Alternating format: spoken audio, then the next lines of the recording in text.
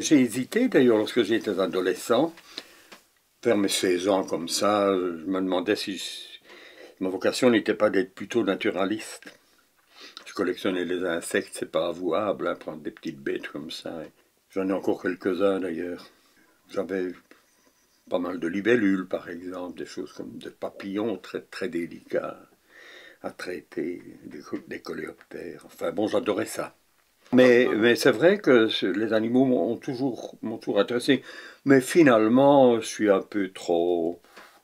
Je suis pas un scientifique dans l'âme, quoi.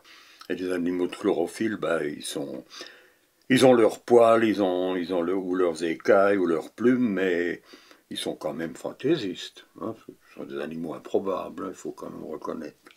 Un oiseau, c'est un plumage tellement compliqué qu'on ne peut pas sucer ça de son pouce, hein. Un insecte pareil, les ocelles d'un papillon, parce qu'il n'y a pas de document, vous ne pouvez pas retenir ça. Par contre, si vous avez chopé un peu l'allure des mammifères ou l'allure générale des oiseaux ou des reptiles, pouvez vous débrouiller. Avec un chat, vous avez tous les fauves. Avec un chien, tous les canidés. Bah oui, les grosses bêtes, c'est pareil, hein. Mon animal préféré, c'est le renard, je dois dire. Oui. Il a toute la grâce du chat, la promptitude du chat, il a l'intelligence des canidés. Mais le renard rusé, c'est pas une légende, il est malin. Oui. Il peut être un peu cruel aussi, mais enfin, c'est un animal que j'aime bien, il est tellement beau en plus. J'ai rendu un petit hommage en réalisant le roman de renard jadis d'ailleurs. C'est un renard de fantaisie, hein, c'est un symbole. Mais j'aime bien tous les animaux, hein, j'aime bien. Mais les animaux du Nord, j'aime bien. Mais il y a quelques animaux comme ça qui me fascinent, comme le rhinocéros, par exemple. Il n'est pas du tout de chez nous. Mais je les trouve tellement beaux, intéressants plastiquement. L'éléphant aussi, hein. Je l'ai ramené de Tchécoslovaquie, celle-là, et celle-là est grecque, mais bulgare en même temps, frontière bulgare.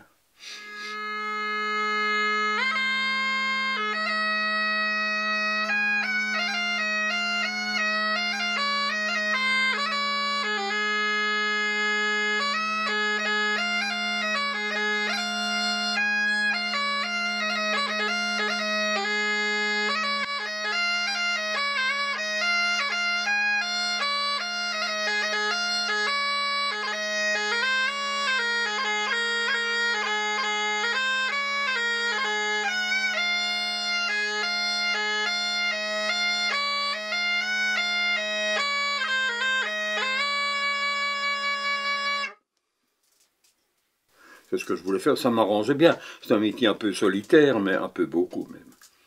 Mais ça ne me dérange pas. Tous les jours, au moins 6 heures de travail. Je travaille comme un jeune, mais je vais avoir bientôt 80 ans quand même. On sent un peu la fatigue aussi, mais l'enthousiasme est toujours pareil. J'ai été un peu encouragé par une grand-mère maternelle qui pensait que faire ce qu'on aime est vraiment ce qu'il y a d'essentiel dans la vie. C'est un métier qui n'est pas tellement sécurisant, hein. À moins que vous n'ayez un personnage à succès. Mais Hergé lui-même vous aurait dit, et il le disait, qu'il était prisonnier de Tintin, par exemple, et Franquin de Gaston. On leur demandait ça. Ils étaient prisonniers de leur personnage, et l'un et l'autre auraient pu faire encore autre chose. Surtout Franquin, à mon avis, qui était pour moi, qui a été un ami aussi, qui était un homme remarquable, à tout point de vue. Je me demande bien ce que j'aurais pu faire d'autre. Écrire peut-être, j'aime bien écrire, hein. J'ai écrit un peu de vulgarisation à propos des animaux, des choses comme ça.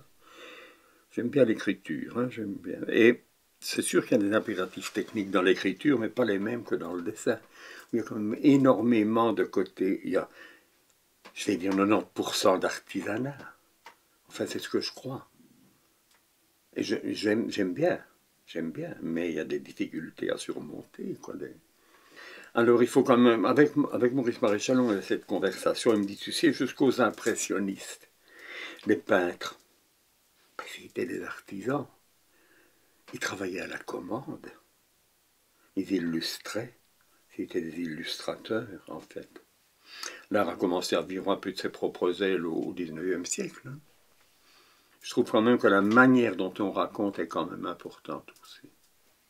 Bien sûr, un beau dessin sans scénario, c'est pas intéressant non plus. Enfin, il faut un juste milieu, je crois.